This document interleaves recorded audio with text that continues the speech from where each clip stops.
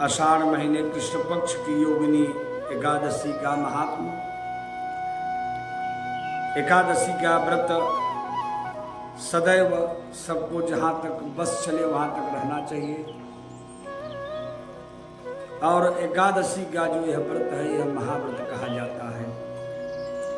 और यह भगवान वासुदेव कृष्ण के मुखारविंद से यह बताया गया है।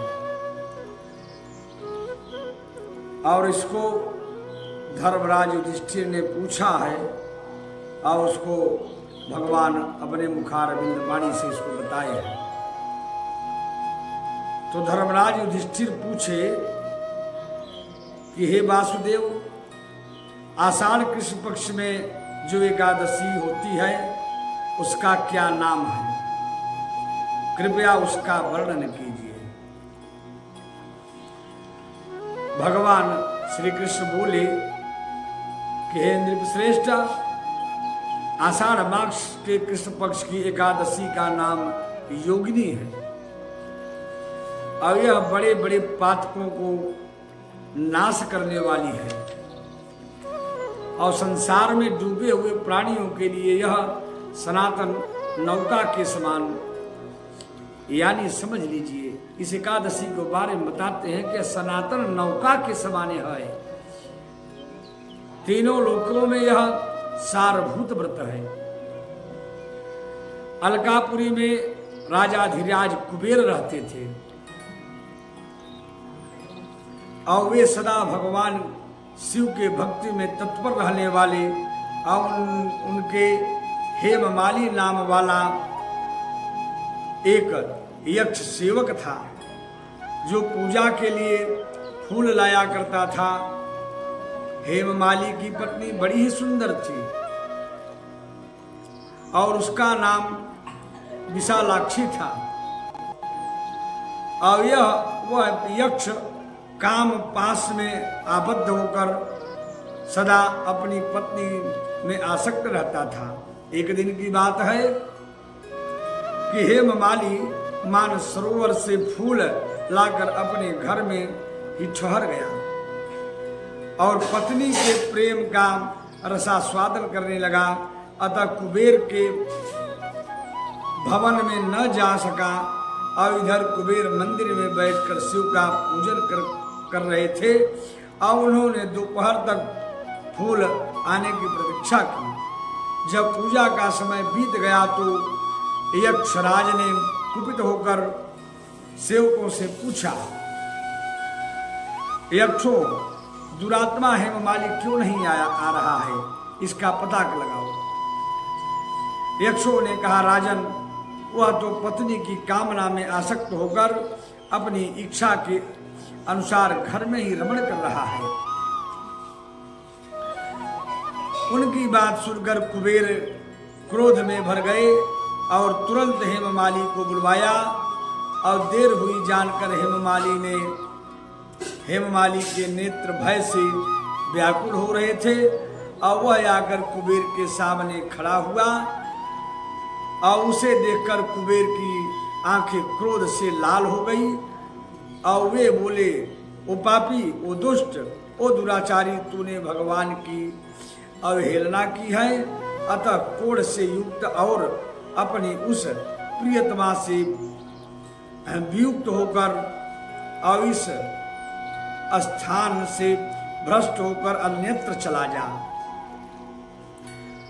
कुबेर के ऐसा कहने पर वह उस स्थान से नीचे गिर गया। उस समय उसके हृदय में महान दुख हो रहा था और कोढ़ों से सारा शरीर पीड़ित हो रहा था, परंतु शिव पूजा के प्रभाव से उसकी स्मरण शक्ति विलुप्त नहीं हुई। कर्म का नाश नहीं होता है। यदि कर्म सही है, सत्कर्म है, तो आपकी बुद्धि बनी रहेगी और उसका जो ज्ञात था वह ज्ञात नष्ट नहीं हुआ, उसको याद था। पातक से दबाव होने पर भी वह अपने पूर्व कर्मों को याद रखता था। तदनंतर इधर उधर घूमा हुआ वह पर्वतों में श्रेष्ठ मेरुगिर के शिखर पर गया। वहां उसे तपस्या के पुंज मुनिवर मार्कंडेय जी का दर्शन हुआ और पाप कर्मा यक्ष ने दूर से ही मुनि के चरणों में प्रणाम किया और मुनिवर मार्कंडेय ने उसे भय से कांपते देख परोपकार की इच्छा से निकट बुलाकर, तुझे कोढ़ के रोग ने कैसे दबा लिया? तू क्यों इतना अधिक निंदनीय जान पड़ता है?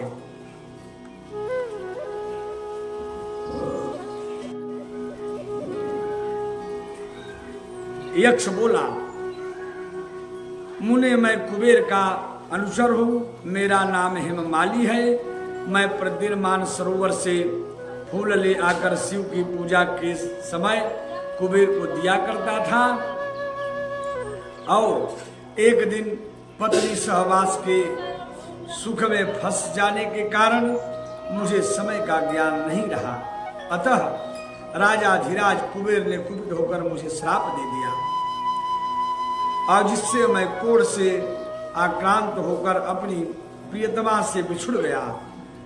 मुनि श्रेष्ठ, इस समय किसी शुभ कर्म के प्रभाव से मैं आपके निकट आ गया हूं और संतों का चित्त स्वभावतः परोपकार में ही लगा रहता है। यह जानकर मुझ अपराधी को कर्तव्य का उपदेश दीजिए। वह मार्कंडेय जी से यक्ष बोला, विनती किया तो मार्कंडेय जी बोले, तुमने यहाँ सच्ची बात कही है और असत्य भाषण नहीं किया है, इसलिए मैं तुम्हें कल्याणप्रद व्रत का उपदेश करता हूं। तुम आषाढ़ के कृष्ण पक्ष में योगिनी एकादशी का व्रत करो और इस व्रत के पुण्य से तुम्हारा कोढ़ निश्चय ही दूर हो जाएगी। भगवान श्री कृष्ण कहते हैं, ऋषि के यह वचन सुनकर हेममाली दंड की भांति मुनि के चरणों में गिर पड़ा और मुनि ने उसे उठाया और इससे उसको बड़ा हर्ष हुआ। मार्कंडेय जी के उपदेश से उसे योगिनी एकादशी का व्रत किया और जिससे उसके शारीरिक कोढ़ दूर हो गया। मुनि के कथनानुसार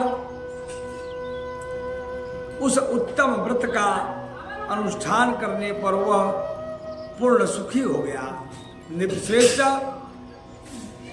यह योगिनी का व्रत ऐसा ही बताया गया है जो 88,000 ब्राह्मणों को भोजन कराता है, उसके समान ही फल उन मनुष्यों को भी मिलता है जो योगिनी एकादशी का व्रत करता है। योगिनी महान पापों को शांत करने वाली और महान पुण्य प्रदान करने वाली और फल देने वाली। इसके पढ़ने और सुनने से मनुष्य सब पापों से मुक्त हो जाता है। यानी इसको करना, एकादशी व्रत करना और एकादशी को व्रत का दूसरों को पारायण सुनाना और इसको सुनना, यह सभी पापों से मुक्त कर देती है। इसलिए यह मैं जरूर सबसे निवेदन करना चाहूंगा और करता रहूंगा कि सब लोग एकादशी के व्रत का पारायण करें और व्रत को रहें, क्योंकि एकादशी व्रत जो है यह सभी पापों से वह मुक्त कर देती है। बोलिए श्री वृंदावन बिहारी लाल की जय, श्यावर रामचंद्र की जय, उमापति महादेव की जय, हनुमान जी महाराज की जय, आदिशक्ति जगत जननी जगदम्बे मातु की जय, गंगा मैया की जय, जमुना मैया की जय, सरयू मैया की जय, त्रिवेणी मैया की जय, प्रयागराज धाम की जय, अक्षय वट महाराज की जय, सत्य सनातन धर्म की जय। धर्म की जय हो, अधर्म का नाश हो, प्राणियों में सद्भावना हो, विश्व का कल्याण हो, गोहत्या समाप्त हो, भारत माता की जय हो। ओम नमः पार्वती पतये, हर हर महादेव।